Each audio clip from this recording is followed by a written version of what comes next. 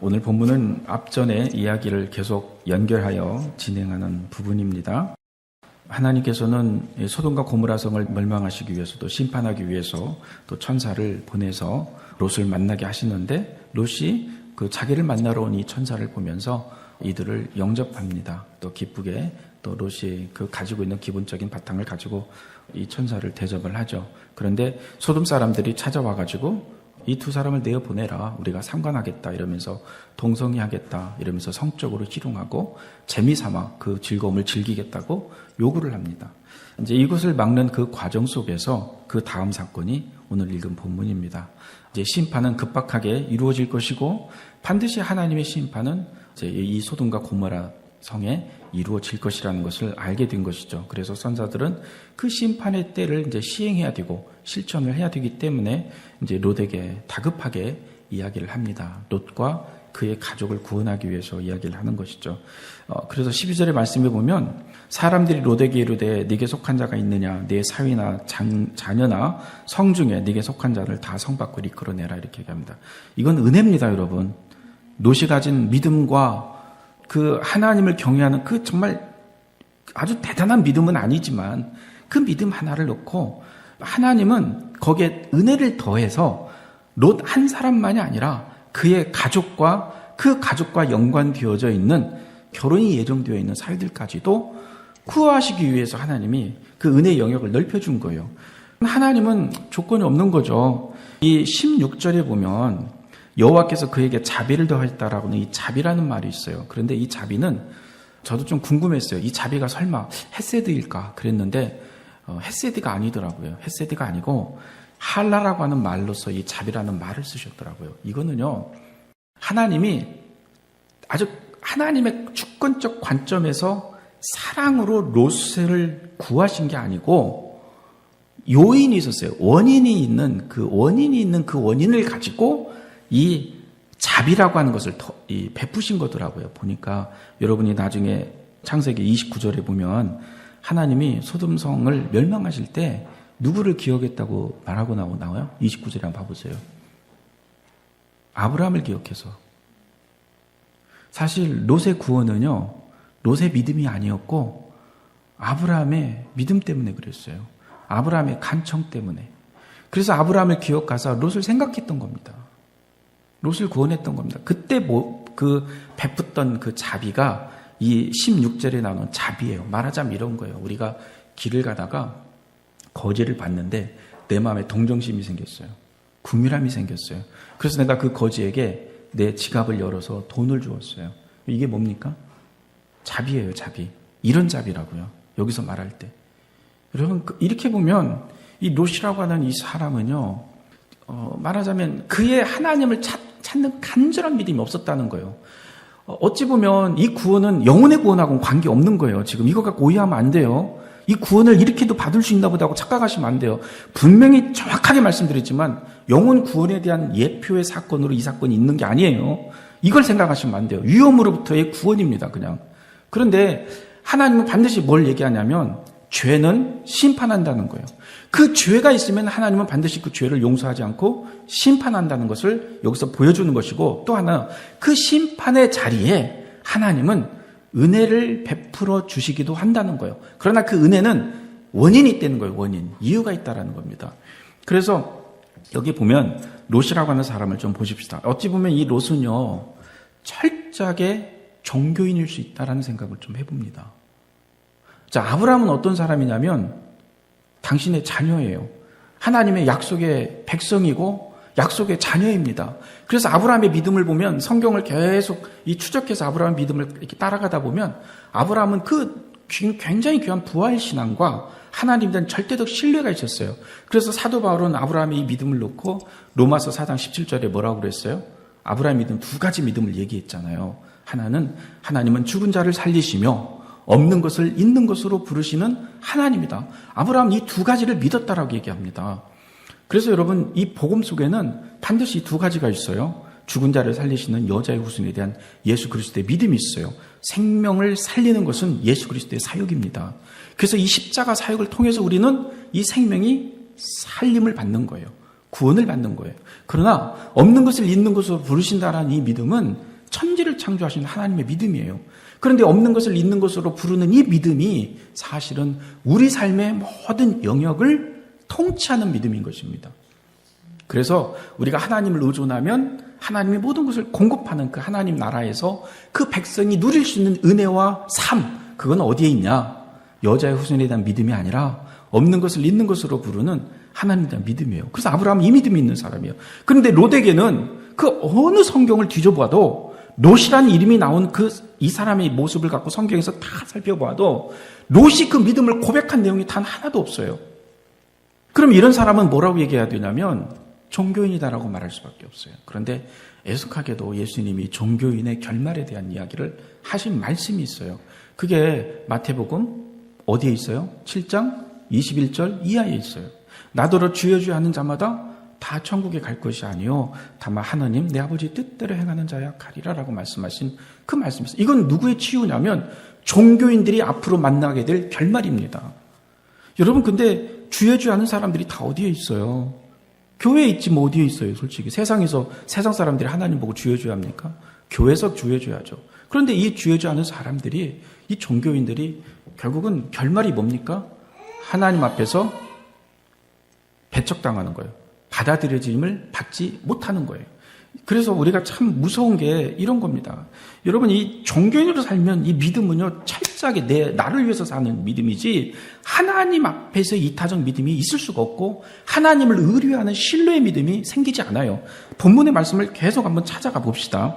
자, 롯에게는 하나님의 말씀은 어땠냐면 전 메가더 목사가 그런 말을 했어요. 그 주석에서 참고를 해보니까 그 주석 속에서 롯이 하나님의 말씀을 농담으로 여겼기 때문에 사위들도 농담으로 여겼다라고 얘기한 거예요. 그렇게 해석을 하더라고요.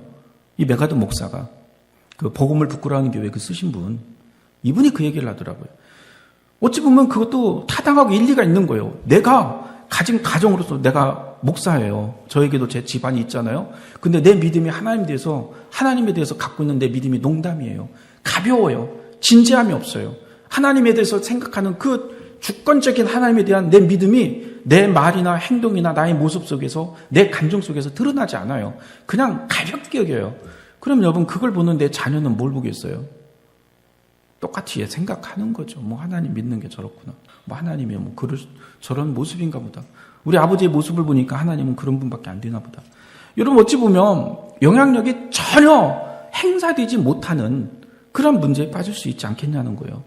그래서 이 메가더 목사가 이 창세기 요 부분을 놓고 롯을 얘기하면서 사위들이 왜 농담을 여겼을까? 롯이 하나님 말씀을 농담으로 여겼으니까. 여러분 만약에 롯이 하나님을 그렇게 인격적으로 만나고 아브라함 같은 믿음이 있었다면 아브라함을 비록 떠났어도 그의 선택이 소돔성에 머물러 있지는 않았을 거라는 거예요. 전에도 말씀드렸지만 포로에서 아브라함이 구해줬잖아요. 구해줬으면 그러면 거기서 갖고 있을 때 롯은 어떤 위치냐면 소돔성에서 그래도 인정받고 있어요. 왜냐하면 성문에 앉았다는 말은 재판관의 위치에 앉았었고 영향을 끼치는 사람들이었고 그 소돔성 사람들에게 가르치는 위치에서 있는 사람들이에요. 말하자면 유명세를 얻고 인지도도 얻었고 권력도 얻었고 존경받는 거예요. 유형적으로 봤을 땐 성공한 사람으로 앉아 있는 거예요. 그러니까 그 소돔 사회에서 성공한 사람으로 있었어요. 그런데 여러분 최종적으로 문제가 발생할 때 앞에 보면 어때요? 이자가 우리에게 법관이 되어가지고 우리를 가르치려 든다면서 반항하잖아요. 그래서 제가 지난주에 말했잖아요. 꼼시럽다. 얄밉게 봤다. 여러분 최소한 하나님의 자녀라는 흉내라도 내고 세상 속에 있으면은요, 이거는 물과 기름처럼 섞이지 않습니다. 종교인으로 살아도 이 종교인의 습성은 하나님을 지향하고 있잖아요. 그리고 그 습성은 안 벗어나잖아요. 그러니까 세상 사람들 눈에 보일 때는 뭐 그게 보입니까? 진짜 믿음인지 아닌지는 보이지 않아도 물과 기름처럼 섞이지 않는 이질적인 것은 느낀다는 거예요. 그러다 보니까 이 롯이 소돔성에서 그 인생을 살을 때 그러한 부분에 대해서 그런 이질감 속에서 자기 자신도 괴로웠지만 소돔성 사람들도 이 롯을 자기들의 패밀리로, 자기들의 같은 민족의 어떤 정체성으로 수용하지 않았다라는 거예요. 자, 이런 거는 이 갈등이 있어요. 그럼에도 불구하고 보세요. 포로로 잡혀갈 때 아브라함이 318명 데리고 가서 구해줬잖아요. 구해줬으면 그 이질감을 어쩌면 영적으로 믿음이 있었다면 거길 안 갔을지도 몰라요. 다시 다른 곳으로 이주하면 되는데 롯이 어떻게 합니까? 다시 거기 가서 정착해요. 자기가 털을 닦아오는 곳을 떠날 수가 없었던 거예요. 그래서 자기 집, 자기 재산 다시 찾은 대로 그냥 거기 가서 다시 또 재정착을 해서 살고 있었어요. 그 와중에 일어난 사건이 오늘 이 사건이에요. 자, 그러면서 쭉 지나 보니까 사위들이 이제 결국 어떻게 합니까? 사위들까지 덤으로 하나님이 구원해 주려고 했는데 농담을 했대요. 여러분, 농담이란 말이 이 히브리 언어가 놀라지 마세요. 농담이 차크예요. 차크라 뭐라고 그랬어요? 웃음. 하나님이 아들을 낳으니 아들을 뭐라고 줘라? 이삭으로 줘라. 이 이삭이 뭐라고요? 차크예요. 장막 뒤에서 아유 나 같은 여자가 무슨 아이를 낳으면서 아브라함 등 뒤에서 장막 뒤에서 피식하고 웃었던 그것을 하나님이 네가 웃었느니 할 때 그 웃음이 뭐라고요? 차크예요. 하나님이 이런 농담 유머를 좀 즐기셨다고 그랬잖아요. 제가 좀 가볍게 말해서 하나님은 이 차크란 말에 이 웃음이란 말이 경멸한다, 비웃다, 능멸한다는 뜻도 있지만 하나님 빈정거린다 이 뜻도 있지만 또 웃는다라는 뜻도 다 있어요. 그러니까 이런 다 있는 이런 다의적인 의미를 가지고 하나님은 이 말의 어휘를 가지고 이들에게 믿음을 심어주기 위해서 아브라함을 아브라함으로 바꾸고 사례를 사라로 바꿨듯이 아들에 대한 이름도 아들을 낳으면 이름까지 장명해서 말씀하신 거예요. 그래서 너가 가볍게 생각하고 농담으로 여기는 이거 나는 너한테 현실이 되게 할게. 여러분 이게 하나님의 의도입니다. 하나님이 말씀하는 게 농담이 어디 있어요? 그렇지 않습니까? 하나님의 말씀에 농담이 어디 있냐고요. 그러나 이들은 이 말씀을 그렇게 여겨버린 거예요. 농담으로 경멸하듯이 빈정대듯이. 이것은 롯이 사위들에게 영향을 전혀 끼치지 못한 거죠. 또 그 가족들에게도 영향을 끼치지 못했어요. 그래서 그 아내는 너무나 세속적인 사람이다 보니까 도망가는 와중에도 뒤를 돌아보다가 소금기둥이 돼버린 겁니다. 떨어지는 화산재에 그냥 묻혀가지고 화석이 됐다 이 뜻이에요. 말하자면. 그 딸들은 소활성에 갔을 때 나중에 이제 이 부분 뒷부분에 나오잖아요. 딸들이 어떻게 합니까? 아버지에게 술 먹여가지고 교대로 통침을 하죠. 이게 뭐냐면요. 이 세속에 젖어 있는 그 문화 정서 때문에 일어난 사건이에요. 그게 그냥 된 게 아니에요. 남편을 잃었잖아요. 예정됐던 남편, 사위들이 없잖아요. 그럼 자기들은 결혼하지 못해서 평생 그냥 이렇게 죽을 수밖에 없다는 생각에 문화적 정서상 자손을 낳아야 또 생계를 유지하고 살 수 있으니까 그 문화적 정서의 세속적 그 사고를 가지고 아버지와 부도덕한 근친상간의 범죄를 자행했던 겁니다. 완전히 딸들도 사실은 세속화되어 있었던 사람들이에요. 그러니까 이 모든 결과가 이렇게 나와 있는 거예요. 그럼 여러분 롯은 그럼 어떤 사람인가? 최소한 얄팍한 믿음이라도 있지 않을까? 물론 여러분 성경에 보면 롯이 그 믿음이 있다고 나와요. 그 믿음이 있다고는 나오지만 그러나 이 믿음이 영혼 구원에 대한 믿음이라고 보지 말라는 거예요. 그래서 여기 보니까 롯의 상태를 한번 봐보십시다.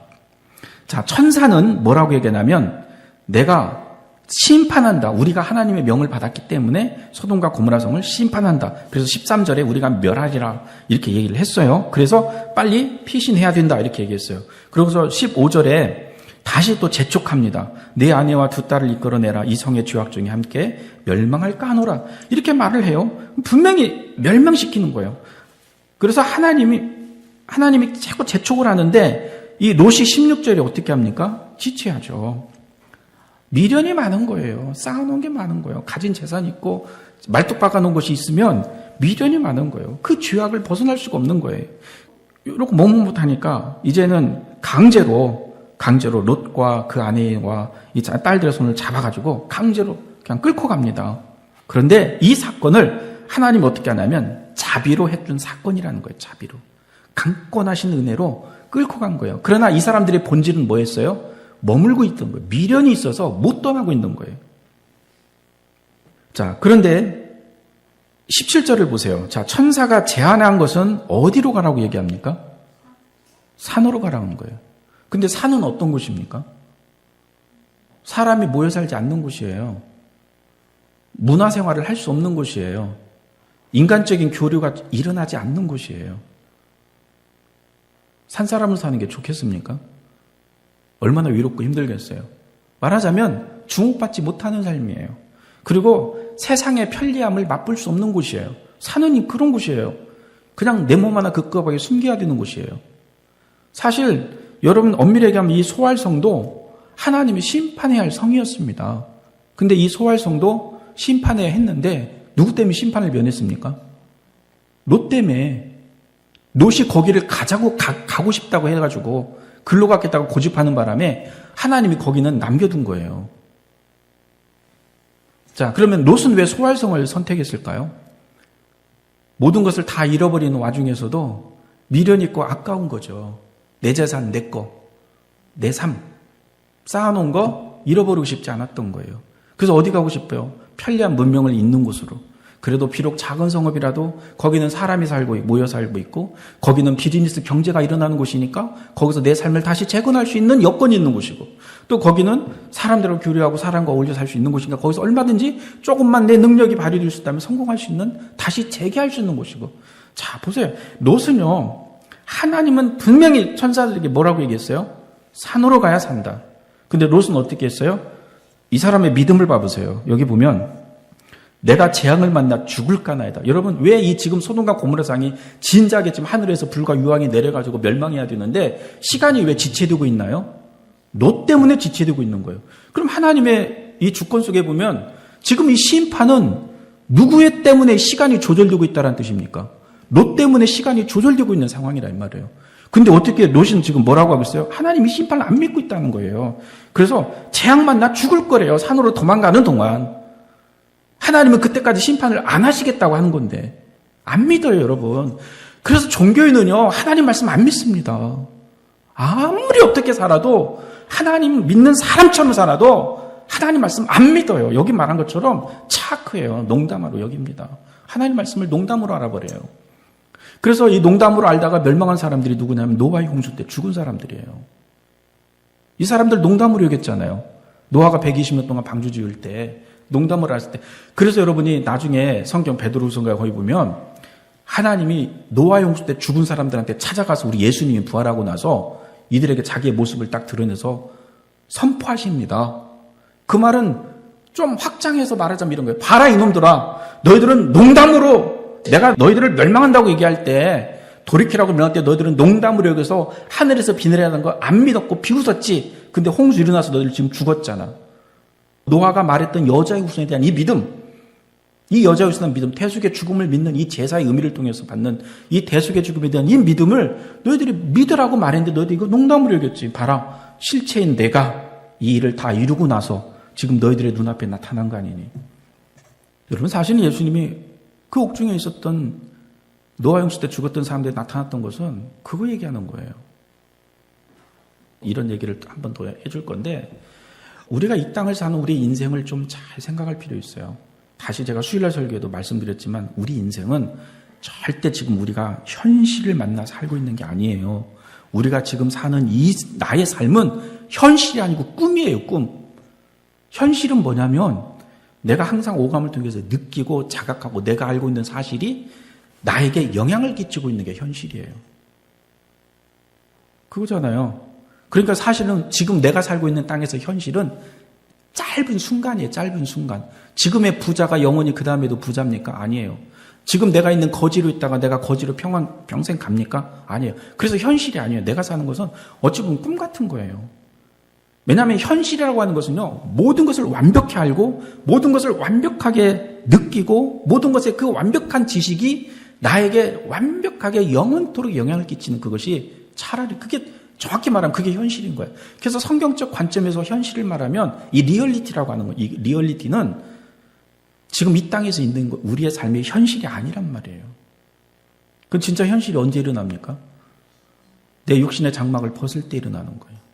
내가 육신의 장막을 딱 벗고, 그러니까 그냥 쉽게 말하게 내가 딱 죽은 다음에 눈을 딱 떴을 때 내가 보게 되는 그때가 현실인 거예요. 근데 그때 알게 된 이 현실은 뭐예요? 내가 알고 있는 지식, 내가 느끼는 요 상황, 그 다음에 나에게 주어진 결과, 이 결과가 단 한 번도 영원토록 바뀌지 않고 그대로 가는 거예요. 이게 현실이에요. 그래서 이 현실은요, 내가 영혼의 세계에 들어가는 순간부터가 현실인 거예요. 우리 인간에게서 현실은 뭐냐? 시간이 지배하지 않는 그 순간부터 현실이라는 거예요. 시간이 지배하지 않는 순간이 뭡니까? 내가 죽을 때예요, 죽을 때. 그래서 우리가 육신의 장막을 벗고 났을 때, 눈을 탁 떴을 때, 자, 그때가 안 믿어요. 육신을 잊고 있을 때는 안 믿어요. 하나님의 말씀, 우리 인간이 영원히 삽니다. 우리는 죄 때문에 멸망합니다. 다 농담이에요. 가벼운 이야기예요. 웃기는 이야기예요. 그런데 그렇게 믿다가 현실을 만난 사람이 있었잖아요. 부자와 나사로 이야기했어요. 그 부자가 죽고 나서 현실을 만났잖아요. 그렇게 만난 그 현실에서 더 끔찍하잖아요. 자기가 육신 잃고 살았던 그걸 다 기억해요. 그죠? 자기 가족도 다 기억해요. 죽고 있는데 그 영혼은 다 알고 있는 거예요. 그래서 후회하잖아요. 회개하잖아요. 내가 다시 만약에 살았다면 그렇게 살고 싶지 않다라고 얘기하지만 자기는 이제는 현실을 자각하고 있는 거예요. 다시 돌아갈 수 없다라는 걸 알아요. 그러니까 지금 꿈속에서 머물고 있는 육신 잃고 살고 있는 자기 가족들에게 나 있는 곳으로 오지 않았으면 좋겠다. 그래서 저 나사로라도 보내달라고 그러는데 하나님은 어떻게 합니까? 거절하시잖아요. 여러분, 우리가 꿈에서 현실로 넘어갈 때 하나님이 우리에게 원하시는 그 현실을 만나게 할 수 있는 유일한 수단은 다른 거 없어요. 거기서 보면 아브라함께서 얘기하시죠. 상징적으로 하나님이 말씀하시는 거예요. 그럼 뭐라고 합니까? 모세와 선지자의 말을 듣지 아니하면 아브라함이 있는 그곳으로 갈 수 없다. 이게 모세와 선지자가 뭡니까? 그 당시에 그 말의 의미는 성경을 얘기하는 거예요. 구약 성경. 하나님 말씀으로 믿음을 갖고 듣지 않으면 절대로 하나님 나라는 갈 수 있다 없다? 없다. 그 얘기하는 거예요. 우리가 종교인으로 살면 위험합니다. 우리가 종교인이 아니기를 원합니다.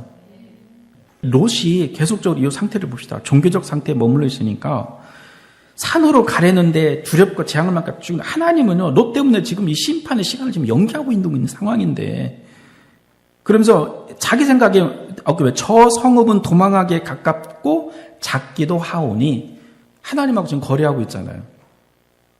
이 말의 의미는 이런 거예요. 나는 내 재물과 내 자산과 내가 모아둔 거 손해보고 싶지 않아요. 지금 이거 갖고 또 재기하고 싶으니까 이거 보존해 주세요. 나 그거 움켜쥐고 살래요. 지금 이 얘기 아닙니까? 여러분, 종교인이 하나님을 신뢰합니까?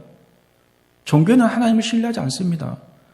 예수님이 말씀하신 산상수훈에서 너희는 먼저 그의 나라와 그의 의를 구하라. 그래야만 이 모든 걸 너에게 더하시라는 것은 정말 내가 믿음을 갖고 하나님을 의뢰할 때 하나님 우리의 의식주 문제를 공급하신다고 말씀하는 약속이에요.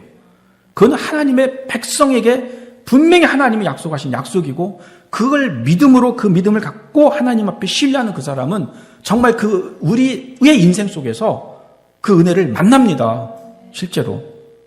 그래서 우리는 내 믿음을 증명해야 되는 거예요. 때로는 고달프고 힘든 증명이 될 수 있어요. 내가 가장 아끼는 것을 내놓아야 돼요. 내가 돈에 집착하고 이 돈이 인생의 최고라고 생각하면 이 돈을 내놔야 돼요. 아브라함에게서도 인생의 최고는 자기 자식이었잖아요. 그래서 하나님은 네 믿음을 한번 증명해봐라. 나를 의뢰하면 내가 너에게 모든 것을 전지하고 전능하신 나의 능력으로 네 인생을 책임지고 공급하고 너에게 모든 걸 다 주는 이 하나님이라는 걸 네가 고백하고 살았으니까 이제는 네가 한번 진짜 그 믿음이 있는지를 나한테 한번 보여다오 그랬을 때 아브라함이 주저없이 한 게 뭡니까? 이삭을 모리아산에 데려가서 칼로 죽이려고 했던 사건 아니에요? 가장 아끼는 것을 미련 없이 내놓을 수 있는 것은요, 믿음이 하나님에 대한 그 온전한 신뢰가 없는 사람은 할 수 없는 일입니다. 여러분, 그거에 대해서 미련이 있으면 오늘도 이 본문처럼 종교인이밖에 할 말 없는 거예요. 이것 때문에 되돌아봅니다. 롯의 아내처럼 되돌아보고 이것 때문에 내 거에 대한 것을 놓칠 못해요. 나를 그곳에서 도망하게 하소서. 이는 작은 성읍이 아니니까 내 생명이 보존들이다. 여러분, 근데 다시 보세요. 소돔과 멸망 이 고물라 두 천사가 찾아오지 않았으면 롯의 생명은 어떻게 될까요? 하나님의 심판을 받아서 죽을 수밖에 없는 상황이죠. 그럼 이 생명의 주권이 지금 누구한테 있어요? 롯에게 있는 게 아니고 하나님께 있어요. 그래서 생명의 주인이신 하나님이 찾아가서 내가 너 생명은 구해줄게 하고 지금 찾아가고 있는 상황이에요. 그러면 롯이 지금 여기서 말할 때 내가 죽을 수 있다라고 말하는 이것은 말이 안 되는 이야기인 거예요. 생명의 주인 하나님 찾아가서 지금 롯을 구하고 있는데 어떻게 죽어요? 거기에 지금 하나님의 주권과 권위와 하나님의 능력이 거기에 지금 함께하고 있는데 왜 죽어요? 죽을 수가 없죠. 근데 롯은 어떻게 생각해요? 내가 죽겠다. 죽을 수 있다. 그럼 이 말이 다시 얘기하지만 이게 지금 하나님을 믿냐 이 말이에요. 롯이. 안 믿고 있다 이 말이에요. 하나님을. 그래서 여러분, 우리가 믿음으로 신앙생활을 한다고 할 때 우리의 믿음은 종교인처럼 되어서는 안 됩니다. 그 성읍 이름을 소알이라고 불렀잖아요. 소알에 들어갈 때 해가 돋았더라. 이게요. 하나님의 인내가요. 끝까지 이르렀던 해가 돋을 정도. 여러분 사실은 하나님은 저녁에 멸망시키려고 했던 건데 이 롯 때문에 이 심판의 시간이 지체되었는데 롯과 실갱이 하면서 어디까지 하면 새벽까지 간 거예요. 해 뜰 때까지 간 거예요. 해 뜰 때까지. 근데 그때까지도 하나님이 인내와 기다림으로 롯의 가족을 생각하고 롯을 생각해서 이 심판을 딜레이하고 계셨던 겁니다. 그러나 여러분 또 여기서 기억해야 될 건 뭐냐면 딜레이가 되었어도 하나님의 심판이 멈춘 게 아니라 집행됐다는 거예요. 그러면 이 딜레이는 왜 딜레이가 됐을까요? 왜 이렇게 늦춰졌을까요? 아브라함 때문에. 롯 때문에가 아니라 아브라함 때문에. 29절에 명료하게 나와 있습니다. 우리가 하나님 앞에서 이 하나님의 은혜를 한번 생각해 봅니다. 여러분 내가 오늘 이 땅에 사고 없이 살고 건강하게 사는 것, 내가 특별히 어떤 유별난 문제 없이 내가 하루하루를 호흡하며 살아가는 이거 내 능력 같습니까? 몰라요. 여러분 우리 아침밥을 먹고 나면 이것이 나중에 에너지원이 되고 이게 포도당으로 변해서 나한테 에너지를 공급하고 힘줄과 핏줄을 통해서 세포 속에 어떻게 스며들고 그 세포는 어떻게 자라가고 나에게 어떻게 세균을 잡아주면서 이거 내가 다 조절하고 삽니까? 우리는 그거 인식하지도 않고 살아요. 여러분 근데 그게 정교한 메커니즘으로 이 시스템으로 돌게 하면서 나에게 그 건강을 유지하게 하는 그것은 누가 붙잡아주기 때문에 그러겠어요? 하나님이죠. 그걸 우리는 너무너무 망각해요. 여러분 여기 본문에 있는 것처럼요. 이 14절에 있는 것처럼 이 차크로 하나님의 말씀과 하나님의 능력을 농담으로 생각하고 인생을 살면 우리는 안 된다고 믿습니다. 그래서 우리가 조금만 더 생각해야 돼요. 하나님이 우리에게 생각을 주고 사고의 능력을 주신 것은 은혜입니다. 사람만이 할 수 있는 거예요. 이렇게 하면 또 꼭 사람들이 꼭 시비를 걸어요. 아니 짐승도 생각하지 않냐고 그러는데 여러분 다시 거듭 말하지만 인간과 짐승의 분명한 차이는 이거예요. 짐승은 사고하죠. 당연히. 감정 있죠. 짐승도 감정이 있어요. 사고의 능력이 있는데 어디까지나 그거는 생존 법칙의 범위 속에서 그렇다라는 거예요. 그런데 인간은 이 생각이 달라요. 여러분 짐승이 과거, 현재, 미래를 생각합니까? 아니에요. 미래를 위해서 짐승이 적금 듭니까? 미래를 위해서 계획 세워가고 보험 들어가거나 아니면 인생을 계획해갖고 어떤 것들을 만들어냅니까? 아니라니까요. 과거의 아름다운 추억을 끄집어내서 시를 씁니까? 아니에요. 사람밖에 없어요. 그거는요. 천사도 그걸 못해서 천사가 시기한 거예요. 사람. 그래서 우리가 육체를 가진 것은 축복입니다. 네. 그러나 이 육체의 미련을 가져서도 안 됩니다. 하나님은 지금 있는 육체보다 더 좋은 부활의 육체를 우리에게 주셨기 때문에 그렇습니다. 이러한 부분들을 생각하면서 하나님 앞에서 좀 우리의 믿음이 다시 한번 하나님을 향해서 고백하는 믿음, 증명하는 믿음이 좀 되기를 소망합니다. 예, 여러분 또 이 한 주간 추석 명절을 지나면서 여러분 이 믿음을 좀 한번 드려보십시오.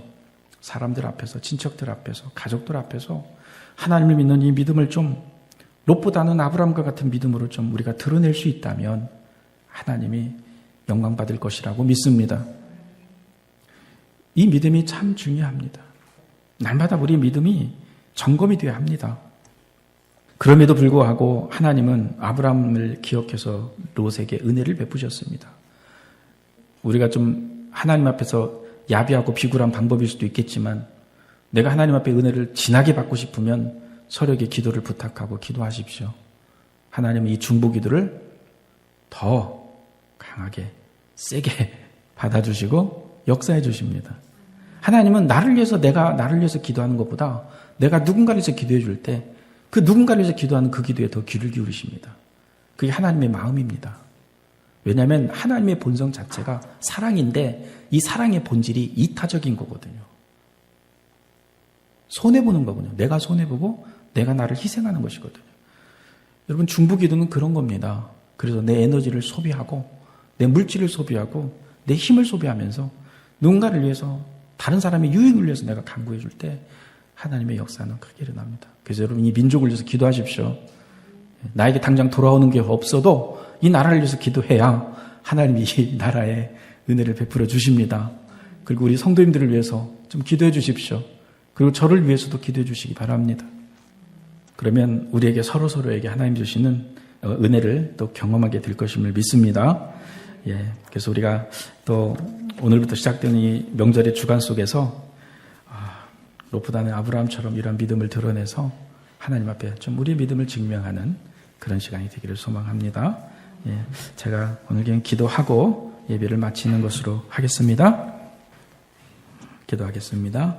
하나님 감사합니다. 오늘 창세기 말씀을 통해서 소돔과 고모라 성을 심판하시는 하나님, 그 심판 속에 하나님은 아브라함을 기억하사 롯에게 은혜를 베풀어 주시고 그 가족들을 구원하시는 것을 보게 됩니다.